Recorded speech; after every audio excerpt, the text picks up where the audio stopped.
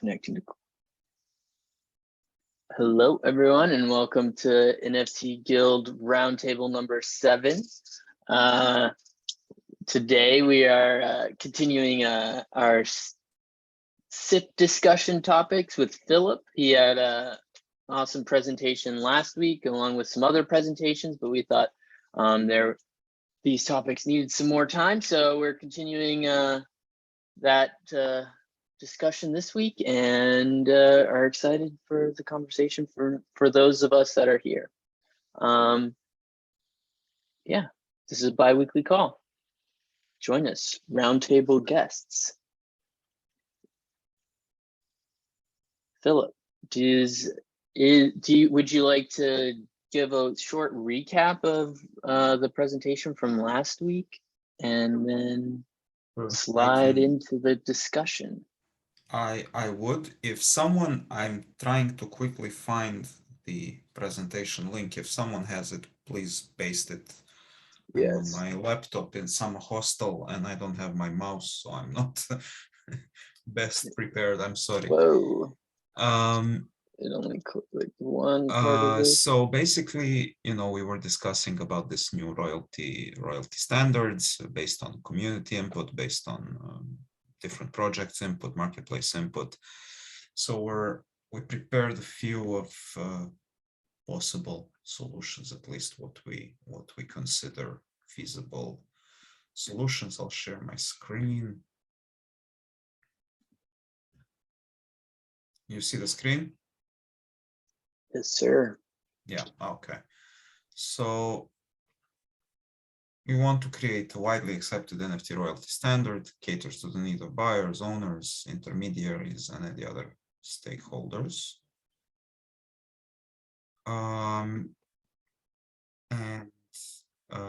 I went over quickly through CIP 27. CIP 27 is the current royalty standard, not really widely accepted, but still a standard that we have in CIPs. It requires no smart contracts, simple royalty token minting, easy to interact with, but the royalty fee cannot be updated, and it's possible, but let's say difficult to pay royalties to multiple addresses. So what can we do? Like, these are the 6 possible solutions that we thought about. I will skip over solution number 3 because it's not currently possible to update with the current Cardano stack. So I'll just skip over it for the sake of time. So basically, I sorted the solutions going from simplest to, let's say, most complicated, although 5 and 2 are similarly, I would say, complicated. So the first solution is basically the most simplest one. We wouldn't even, it would be a minor change of CIP 27. It would just be more or less mandatory to keep the NFT policy open, and then mint and burn the royalty token when necessary. So if you want to update your royalties, you just burn the so-called 777 token and you mint a new one. And then the exchanges would be in charge of viewing the last minted token instead of the only minted token. A very simple solution. We can also update the 777 standard to include more than one address. So that's simple. The cons are the policy, the NFT policy would need to be kept open. It's a little bit of added complexity for marketplaces, but not that much. And there is no backwards compatibility for locked policies. So basically, if you have a locked policy, end of story for you. Idea number 2 is to create a standardized royalty transaction. I was thinking that maybe we can take some input from the participants around idea number 1 and what they see as being the most cons and the most pros of this one, and how does the community feel about this idea. And I was thinking we can do this because we had the complete presentation, a short version of it last time, but now we kind of want to open up the discussion a bit more and get some feedback, hopefully constructive feedback on how we can proceed with ultimately what we want to formalize into either a new CIP or an evolved version of CIP 27. So what does everyone think about this option?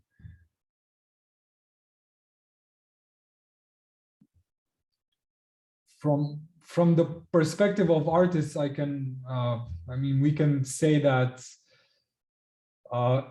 having no option to lock the policy of any sort of NFT collection would represent a problem, right? Because in a lot of instances, you want locked policy IDs, and customers kind of demand that so that they know that the value they have stored in that NFT is unchangeable.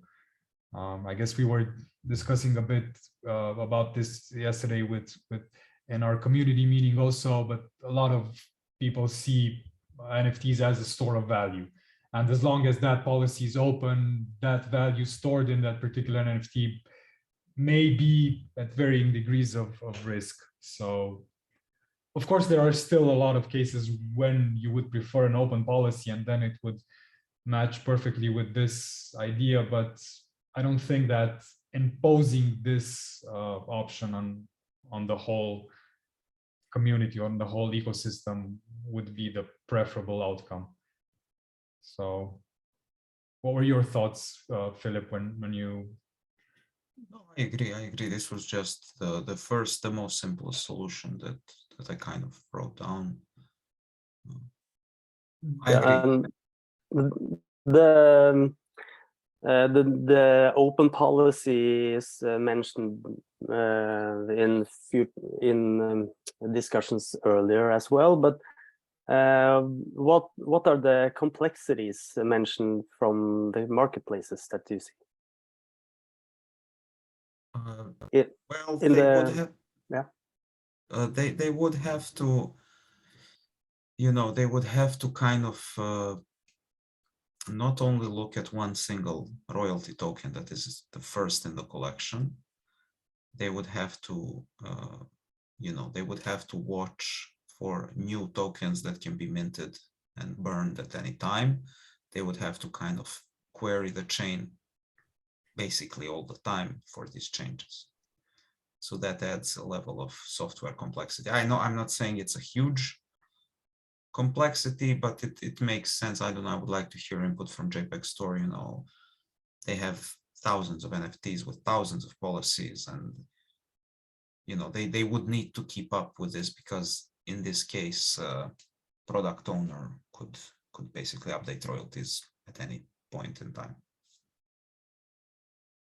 Yeah, we also have representatives from two minting providers and Great, I didn't know. I apologize for not knowing. No, it wasn't about that. It was just that it would be great if whenever they feel the need to, they can add their perspective to the mix, because it's very valuable to have both marketplaces and minting providers and what they would need to do to adjust their workflow to not necessarily to this idea, but to each and every one of the ideas that we're going to go through today.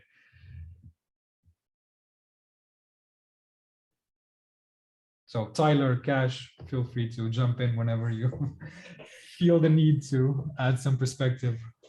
I mean, I personally speaking like this idea. The fact that you can update the royalty is very nice. I know that doesn't exist right now. And then obviously multi-address royalty dispersion, something that also is very complex and not that easy to do. So having both of those things easily achievable would be good. Obviously the cons, I don't think that the CIP 27 is perfect, but it's good for right now. But the fact that you have to keep the policy ID open forever, I just think that that's something that not everybody's going to think about. It needs to be something easier to change, easier to add in the future. I'll chime in a little bit here. And I kind of agree with Filip in that for the marketplaces to be updating royalties all the time, it's going to be difficult. And as royalties are handled right now, it's oftentimes handled by the actual marketplace enforcing that. JPEG Store honors royalty tokens, but at the same time, I believe that sometimes decisions are made to do something that makes more sense in particular situations. Ultimately, it lands in the marketplaces to enforce royalties. So with this solution here, it still comes down to the marketplace to honor what's actually described through the metadata. Ultimately, it's in the marketplace's hands still, which requires work on their end no matter what. So I don't, like, it's nice to see something in the token that says what the royalty should be, but no matter what, the work still is on the marketplaces to kind of honor that, what's happening, from my understanding anyway. Oh, that's So, true. Also, you will see in other solutions that if we don't reach out to like some advanced smart contract functionality, it will always be kind of on the marketplaces to honor the standard.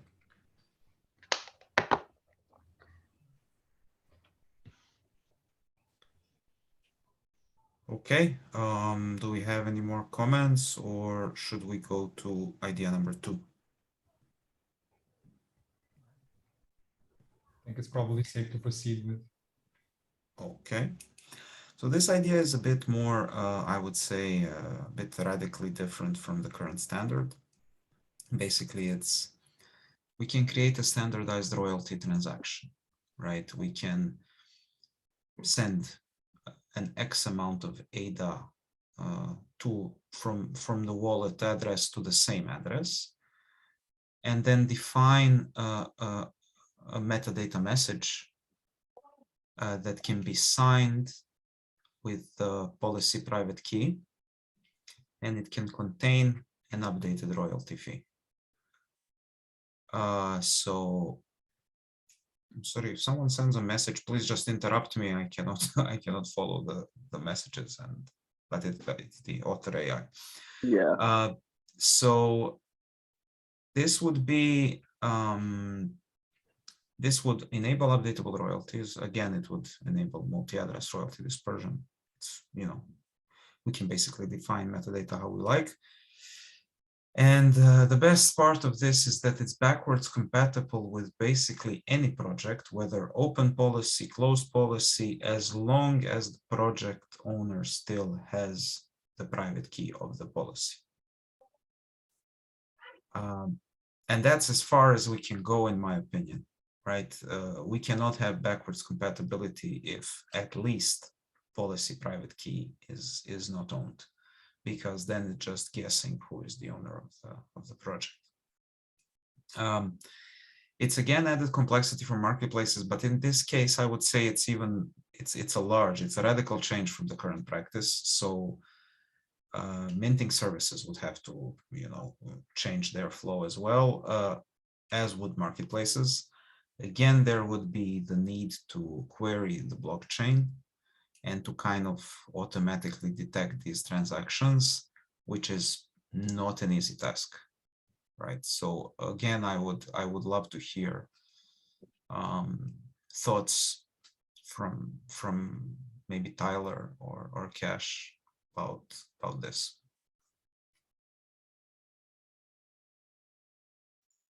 Yeah, I'm trying to understand. So they send a transaction to themselves in this instance from the royalty wallet that they want. Let's say we can do it from any wallet, or we can standardize a wallet. The wallet address is not really a problem. We can standardize the amount of ADA that is necessary, although we don't have to.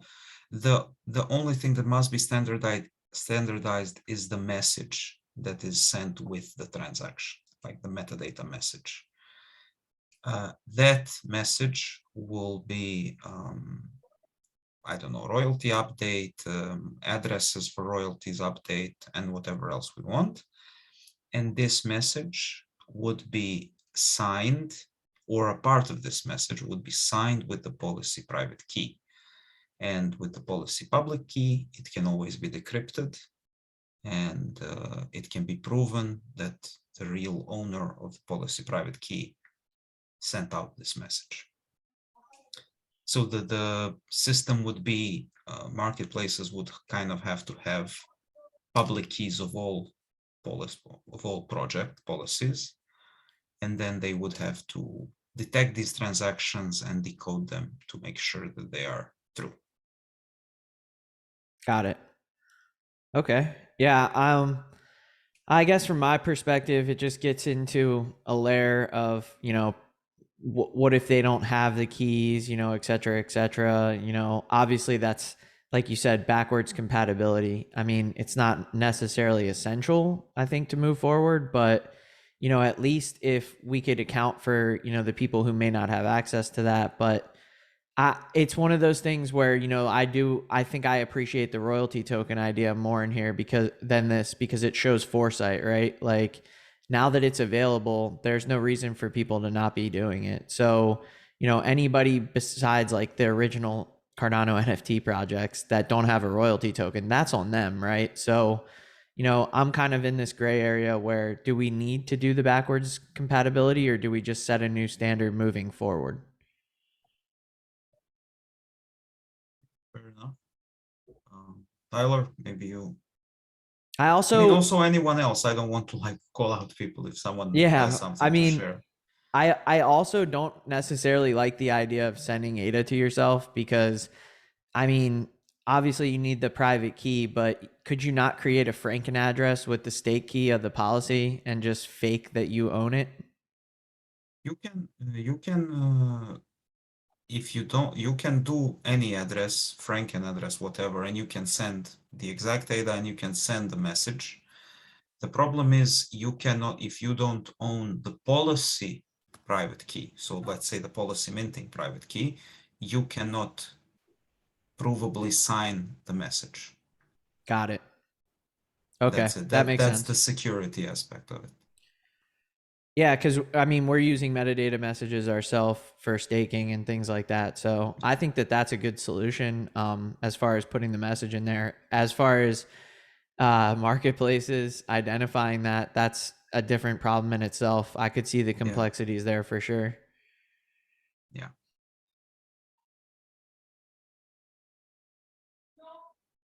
How do you see this working with CIP 68, the data metadata standard, if that's incorporated? Could that simplify the process for this? I mean, it wouldn't be necessarily a specific transaction, but we would be incorporated in the datum or the metadata. Yes, it would help. It would help to add it to metadata because, at least from the querying the blockchain perspective, it would be much easier to get that info from the blockchain. You would not have to use some huge indexer. You could just add, you could just pull the current state and then get the information that you need. Yeah, exactly. I had the thought initially precisely because of that, because you said that this solution would require indexing the whole chain. But if we move to a system where we always have a reference token for each NFT, and that's in the active part of the chain, it doesn't need to be indexed, then this makes that process. Maybe I can add another idea here, where it would be something like that. And then we can go through pros and cons of that. I can add idea 7 on the page. Again, we have, in that case, minting would have to be adapted, of course, and marketplaces would have to learn how to look at metadata. I mean, which will happen in any case. It's just something to be defined. Yeah, exactly. That's the main takeaway, I guess, from that incorporating with CIP 68 is that marketplaces and minting providers will have to adapt anyway to CIP 68 if that gets implemented. And like you said last time, it looks like it was pushed forward and it will probably get adopted. So the work I can make that idea written down and think about it a little bit more. Marketplaces and minting providers will already have to do the work to adapt it, and inserting the standard at this point will probably be the least amount of additional work, right? Because they already need to change their processes. So should be a bit easier. Okay. Do we have any more comments here, or? Yeah, I can have one. To get the latest metadata for a particular policy ID, I'm representing the Explorer part of the ecosystem, so it's easy to create APIs or webhooks that can be used to fetch those. So in that regard, explorers can service the marketplaces here. I agree. I agree. Explorers, or maybe even in infrastructure. I mean, probably Blockfrost can be the service for that. Yeah, sure. Pierre, did you want to say something? No. Okay. Okay, we said we will skip idea 3. It's not currently exact possible. So basically idea 4 is an extension of idea 1. So the route, the path would be like this. We create an NFT policy like we would normally. We mint a new standardized token. Let's call it 776 token. And that token points to another policy. And that policy we call the royalty policy. So now we have 2 policies. We have the NFT policy, we have the royalty policy. NFT policy can be locked, and we are happy with that. Royalty policy can mint and burn royalty tokens as necessary, right? So we have basically idea 1. It just here, it's only the royalty policy contains only 777 tokens. And it is connected quite clearly to the 776, to the NFT policy. And that's about it. It is possible to have one royalty fee for the whole collection, or we can even go to such complexities to have, and each single NFT can have a different royalty fee. Something to be discussed as well. The pros are, we have updatable royalties here. We have multi-address royalty dispersion, which is not at all difficult to solve. We have backwards compatibility with all projects who have open policies. So again, projects with locked policies bite the dust. And the biggest pro is to ability to update royalties and have a locked NFT policy. And cons is, again, complexity for marketplaces, minters, any other service.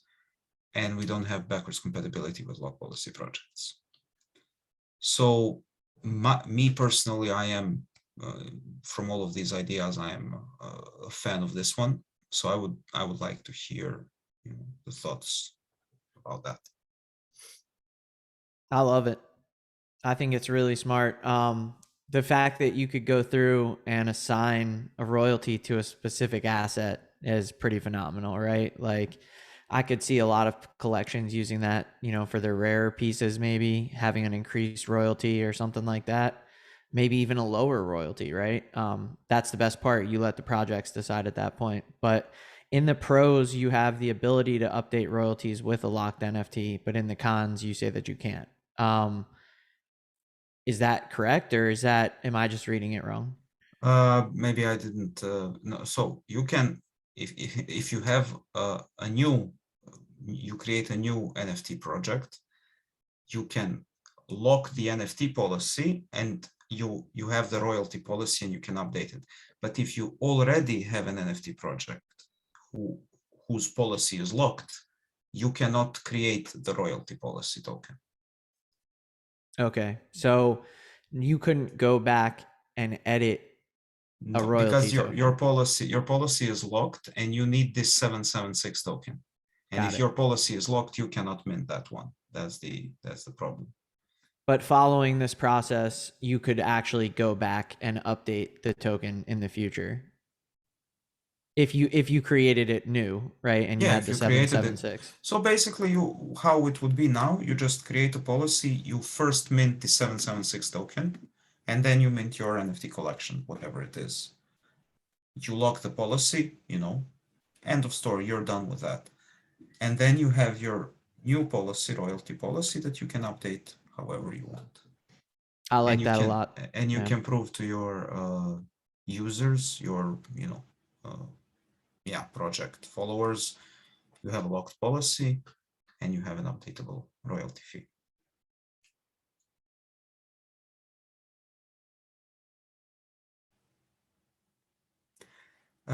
Complexity is like in idea one. I would not go, I don't think it's huge complexity. It will always be something. If we go through the path of having each token having a different royalty, it can get complicated, and then we would somehow have to map that, but we can do that. It's not the end of the world, but it would be more complicated. Tyler, you wanted to say something? Yeah, no, I think this is fairly elegant.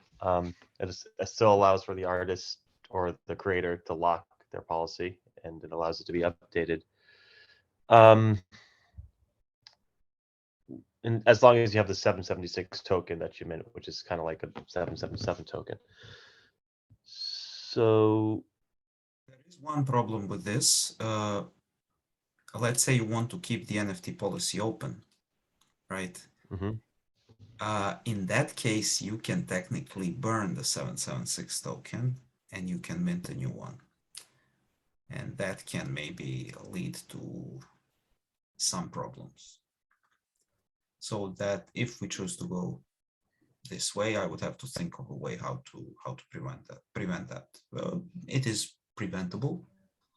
It's just something that we need to keep in mind. So in that situation, you could maybe, I mean, looks like royalties are a certain way because it's based off of the old 776 token, and then if someone mints a new 776, it would point to a new royalty policy token. To a new policy. To a new policy, which would I confuse mean, people and maybe it would confuse. I would have to think, is it really an attack? I don't really see it, but I would have to think about the details and then write them down.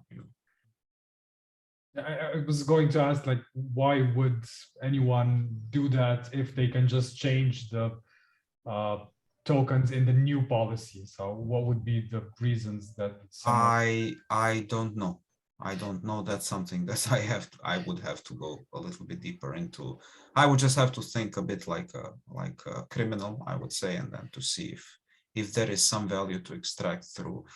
What comes to mind is, let's say you have a deal with one marketplace to point at one policy, then another marketplace to point at another policy, and then you buy at one and sell at another. I don't know, I would have to think about it, but I'm sure someone would, if there is a way, someone would find it. So, and then if we have a standard that has a gaping hole, it's just something that I'm mentioning. I didn't think it through. I will have to think it through. This is a comment, I think, directed more to the mentality that was led to the creation of CIP 27 the way it was. But I think there's too much assumption that genuine NFT creators would be up to no good, let's say, quote unquote, up to no good, in the sense that they would change the royalty without telling the community. But there's a built-in protection mechanism for that, right? If someone does something and is otherwise running a genuine project, he basically will kill his project. So I don't think we need to put that much emphasis on preventing bad behavior from otherwise good actors, right? And I agree completely, and I don't want to, throw shade at genuine NFT creators. But I always just have to, I feel obligated to think in a way that if there is an attack to be made, an economically rational actor will eventually create that that attack.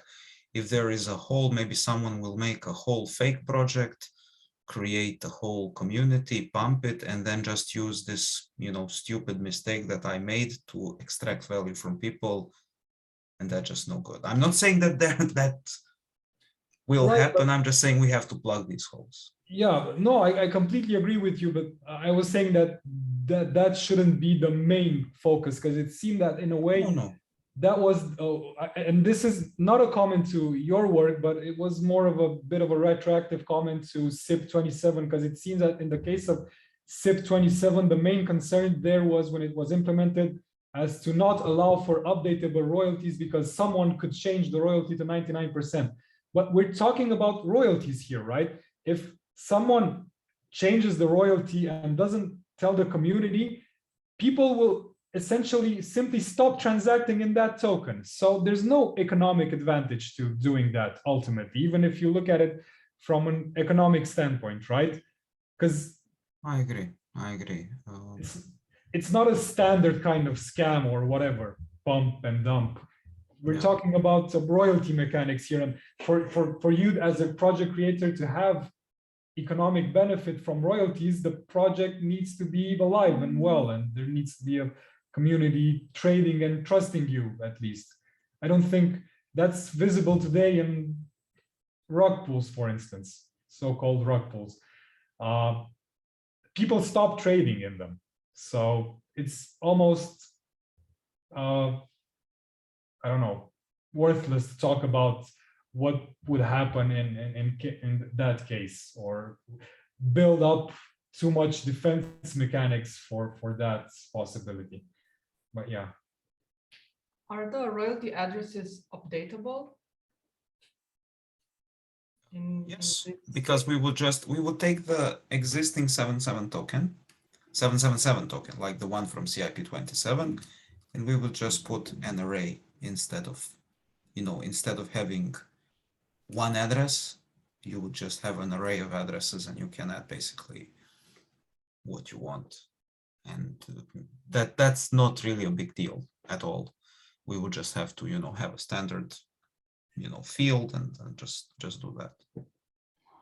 And then that array is the multi-address payout. And then if new collaborators come into the project, then you could update the for example policy with the next token. Yep. Personally, I am a bit saddened that because even now with this standard, you can basically either send royalties to a single address and then manually distribute them. I don't think it's such a huge problem, but okay. If you are even a bit more tech savvy, you can send them to a smart contract who distributes them automatically. So I don't really see these. I didn't know that the multi-address royalty payments is such a big deal. But okay, it obviously is. So we will just add more fields to it, and that's it. I think the reason is why it's such a big deal is that a lot of creators may not be so technically savvy. And imagine a situation where the original owner of the address that the royalties gets paid to, even if he does the distribution for some time, decides to leave the project. And in that case, it can become a bit worrisome. Yeah, contested. Okay, I understand, and this is not this is something that can be rather easily changed.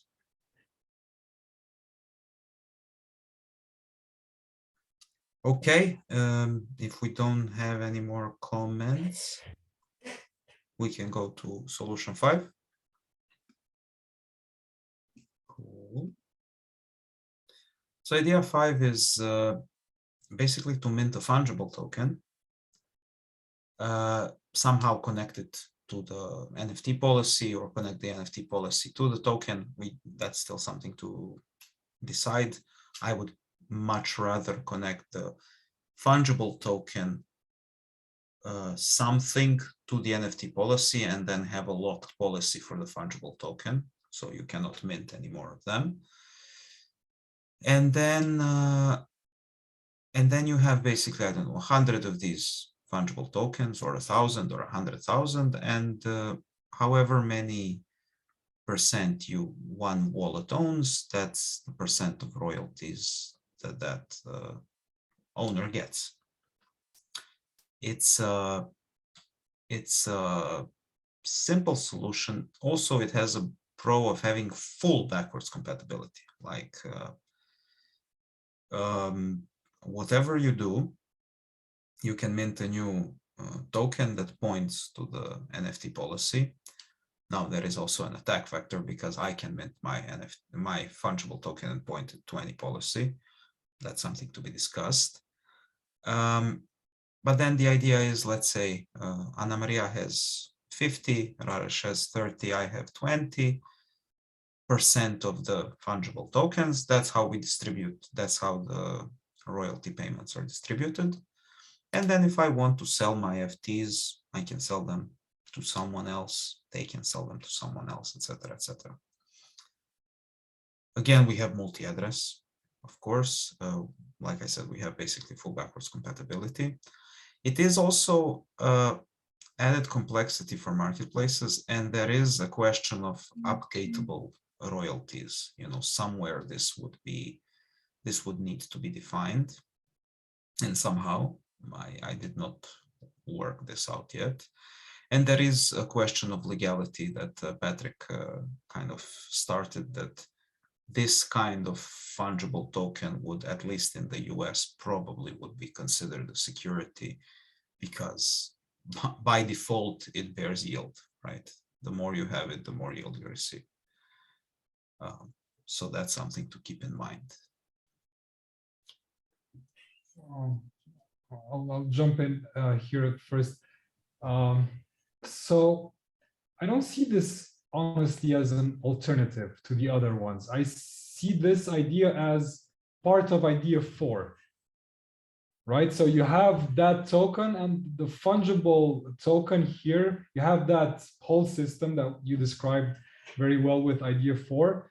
And the fungible token simply acts as a royalty dispersion information mechanism. So of course that would remove backwards compatibility, full backwards compatibility, but it also would remove the attack vector that you mentioned of anyone being able to earn or to mint a new set of fungible tokens. And in terms of security, I don't think it meets the Howey test, which defines securities in the US.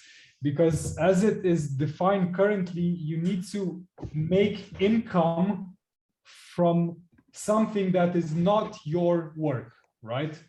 But when you create this fungible token as the creator of the, I don't know, the NFT collection, or it's basically your work. So you wouldn't be making, it's not yield, it's just additional revenue from your initial work.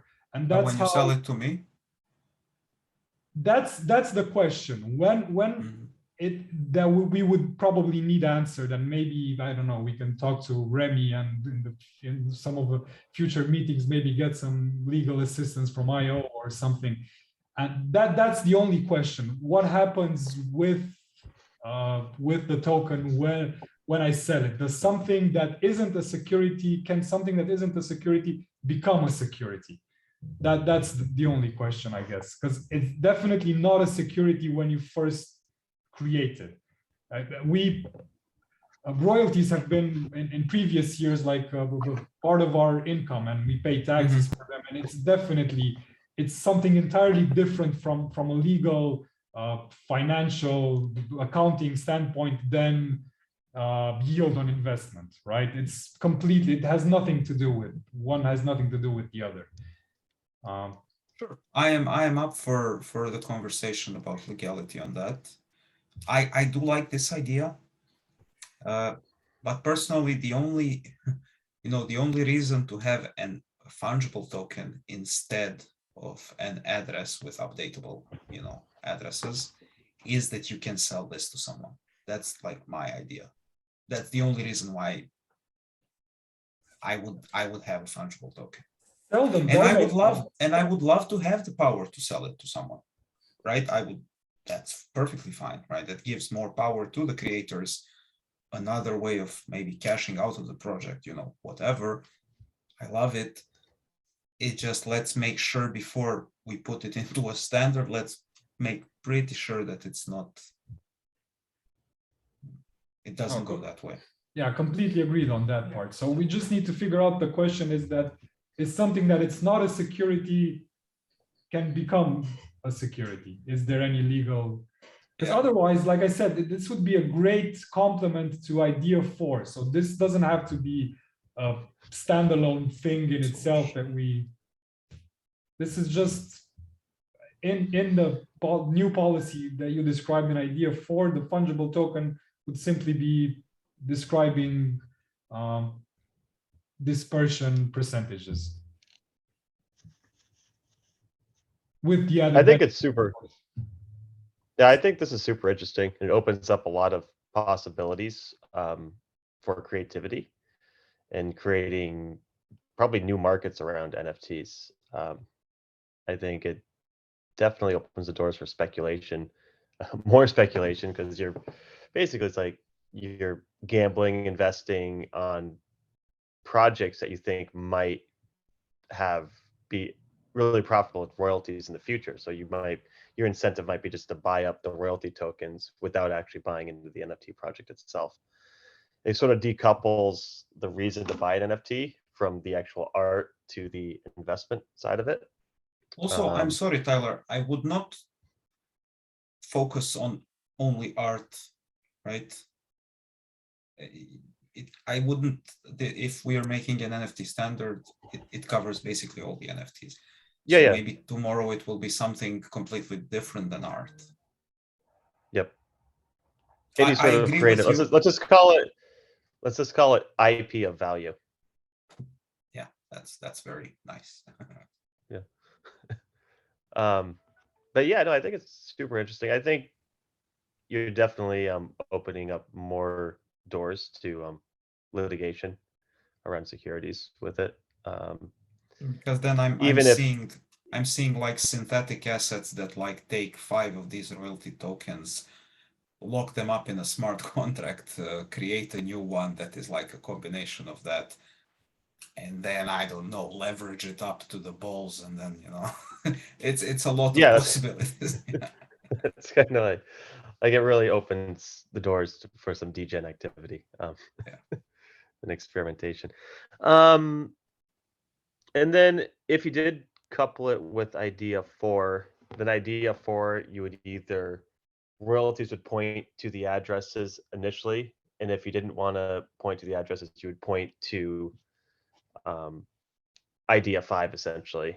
I think array that's the main idea that Raresh suggested. Yeah, yep. We would lose the full backwards sense. compatibility, but we would basically have more. I mean, it's also kind of easier because I would also think that it's easier for marketplaces and for, you know, I think it's much easier for minters. Minters just mint and that's it. And marketplaces don't really have to worry about, they just find the wallet who holds these tokens and just sends a percentage to them. Okay, maybe there should be a minimum percentage depending on the royalties, how much that really is. We cannot send less than 1 ADA, blah, blah, blah. But that's something to be discussed down the line. But I think from my perspective, it would be easier for me to build a system that just sends out to wallets that have royalty tokens and not worry about anything else, because I know the policy ID of the royalty tokens. I know how many of them are minted. End of story. I know how much I have to send. If I could jump in. Sure. I don't think it's too complex right now to mint them. Either way, you know, anything to make it easier, it makes it easier, right? My biggest issue with this one would be that people are going to target the wallets of the people who have these fungible tokens, right? Like I can see a lot of scams, a lot of, you know, fake smart contracts, malicious smart contracts built around trying to gain access to these fungible tokens. So, you know, like we talk about, you need to plan for the dumbest person. And there's going to be a lot of creators that just hold these fungible tokens in their hot wallets, you know? And I could see a really big issue if one of those gets stolen or something. I mean, then we're having to interfere with marketplaces and having a manual update. It just defeats the whole purpose. But, you know, like you said before, we can't just cater to one side or the other, right? We have to cater to everybody. I mean, I agree with you, but I would agree even if we don't have these fungible tokens, still the wallets that get the royalties can be targeted. I mean, these fungible tokens will stay on addresses. They will not have, I don't know, a name of the owner on them. I mean, theoretically, if an owner wants to be a bit smarter, they can even hide. I mean, it's always a problem in crypto. If you lose your private keys, you're screwed. If they get stolen, if they get forced from you, that's not something that we can protect from without some custodial fantasy service. Yeah, that's fair. I think it's a little harder to crack to crack into the actual, you know, wallet itself to get their actual keys, but regardless, right? I think a lot of this ownership relies on the project owners anyways, right? You know, they're the ones responsible for these things. I'm just saying there's definitely going to be people trying to exploit that. That's all the point that I was trying to make. No, that's for sure. That's for sure. But like, I don't know, if we look at, I don't know, liquid airdrop. At one point, everybody who got that airdrop, they got airdrop $20,000 at its peak, right? We can also say those wallets could be targeted. You can go to Cardano rich list and you can find wallets who have millions of ADA. Those wallets can be targeted. I mean, there will always be wallets with a lot of value in them. If you mean by brute force hack, that's basically impossible. So targeting would only mean, okay, well, this person has that much money, I should, you know, go in their house. That's the targeting that I'm thinking of, and we can't really protect from that. Yeah. I guess my mindset was around people seeing these fungible tokens in wallets and just, you know, trying to, I mean, with ADA handles and wallet identity now, it's pretty easy to find out who owns things. Either way, though, it's the project's responsibility to keep it safe, right? I'm not going to fight you on that one, but it's just, and I also think it's really cool, right? Like, that's why I'm trying to help figure out some of the cons, because I think that this could be a really cool solution. And if we think, you know, of all the negatives, we could think of ways to counteract them. And, you know, I love the idea of multi-address dispersion and the capabilities of being able to sell it, right? Like, otherwise I would have to sell my private keys, you know what I mean, to sell the royalties right now. That's the only other way to do it, right? And I could take a copy of those keys anytime, and the person who buys it from me would have no sense of real security. Yeah, I mean, if we talk now just about the security, I would suggest to the token holders, either if you have a fungible token, like split it across 5 addresses. If you have a 50% royalty fee stake, spread it over 5 wallets. You just send the tokens to 4 different wallets. Now you have 5 wallets with 10%. Right. That's really cool. And like then people could can share do that like with any token. If you really think that this is, you know, gaining, I don't know, hundreds of $1,000s a month, well, I would suggest you go to a custodial service, go to a big exchange, pay them, and just, okay, they are holding your keys, and that's it. Yeah. Hey, that's the security, or, you know, dig it in a vault somewhere. I don't know. I don't have that much money. I don't have those worries. So, but that's what I know people do. Like, if you have ludicrous amounts of money, you will always be targeted one way or another. Well, this could technically be like share distribution for a company. I mean, that would be so security.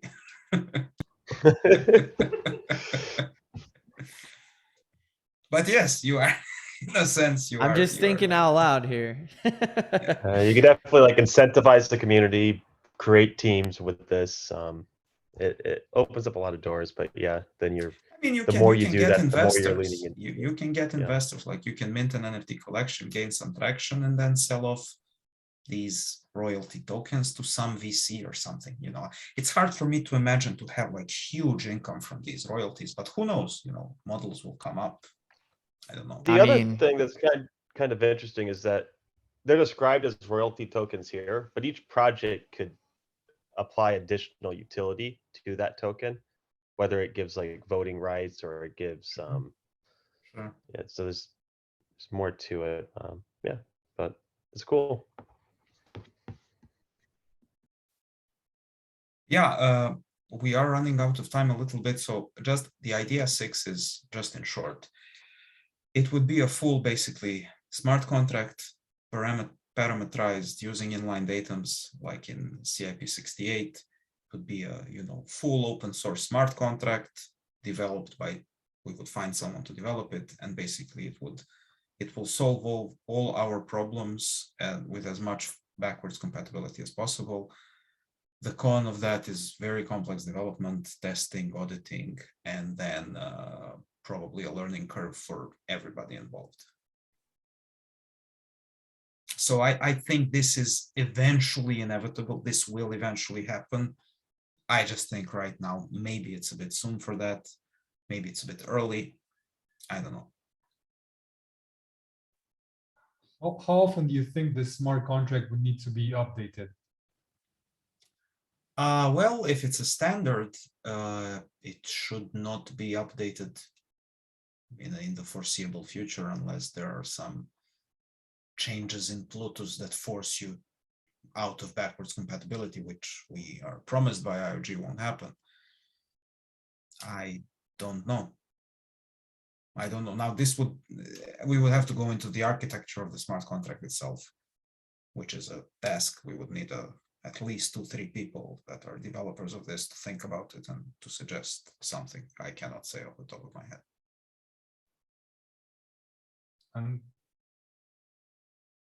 aside from the very complex development con that you mentioned, what would be essentially stopping us, or what would be, are there any cons or other cons? Just money to pay the developers, I would say. Well, we have Catalyst for that. Yes, that's but nothing else. Money and time. It will take months for sure. Deep thought, deep conversations, talking with a lot of stakeholders. This will be like a huge project in and of itself, because it doesn't make sense to make a smart contract half-assed. Then we didn't do anything. Sounds like a good Catalyst proposal. I agree. Yeah. I mean, I'm pretty certain this will eventually happen. It's just, it's a task, you know.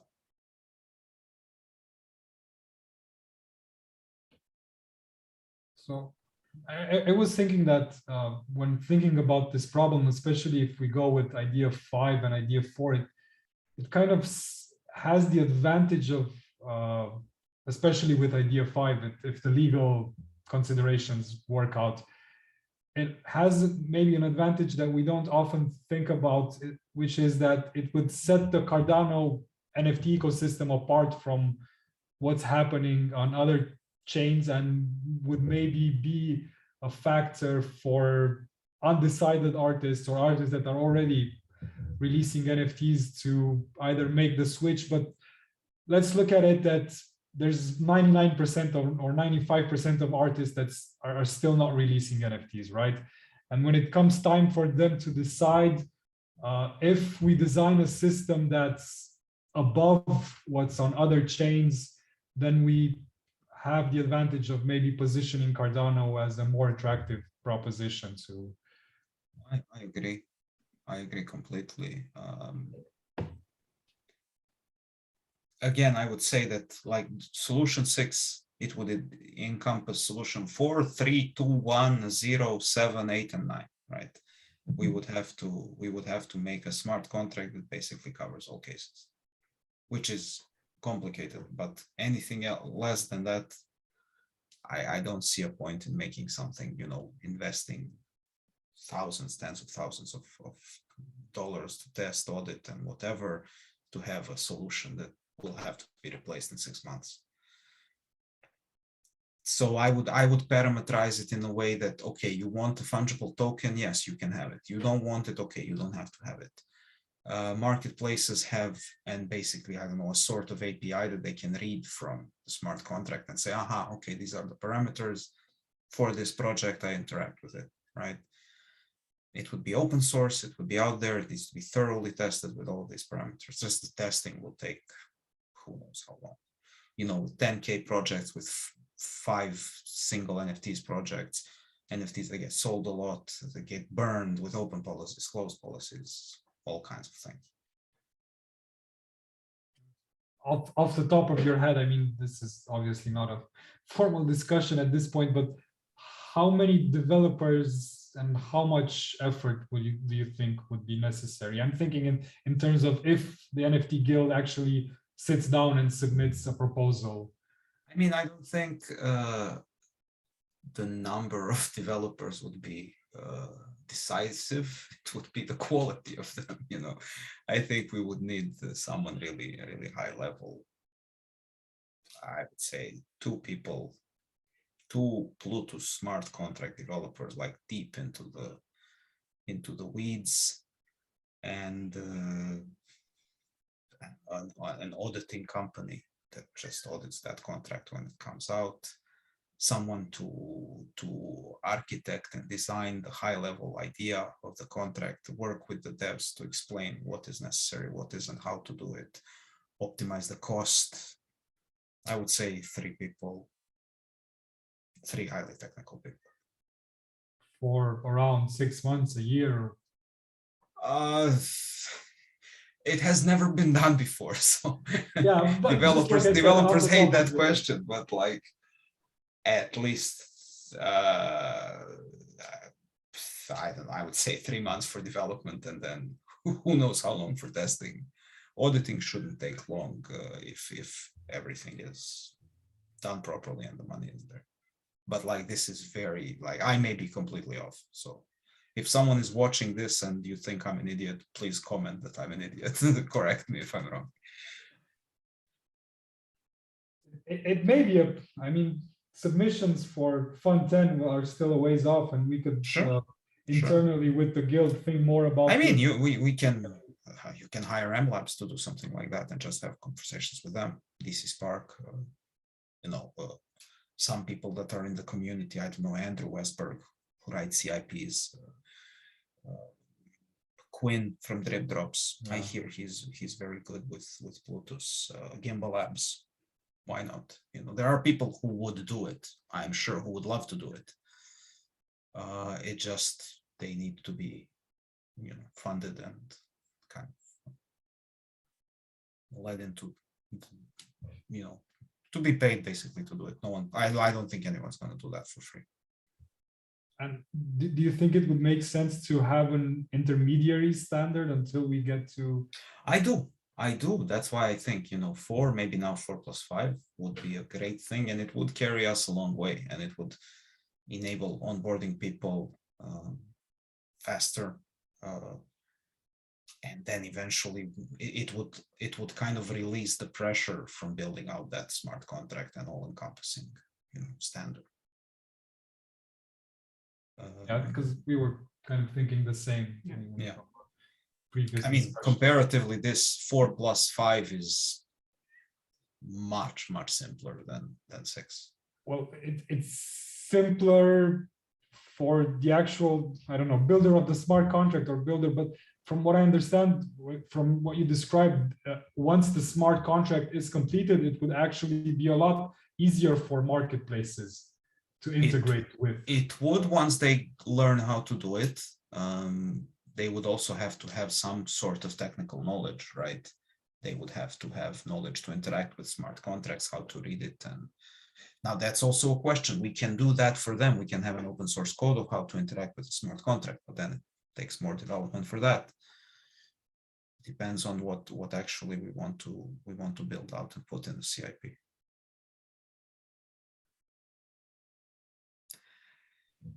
I apologize, I do have to leave now. Yeah. Thank you very much for everybody's time. Thank you for a great conversation. Yeah, great presentation. Thanks. Thank you, Sant. We will be talking on Monday, right? Yeah, looking forward to that. Yeah, me too. Me too. Thank you, Tyler. Okay, Pierre went away. Cash went away. Thank you both for comments. Thank you, Anna Maria and Raresh. Yeah, thank And you. we can see where we go from here. Thank you, Philip. Appreciate Thank you, it. Tyler. I'm taking off now. Let's see you Bye-bye. guys later. Bye now. Bye. Bye-bye.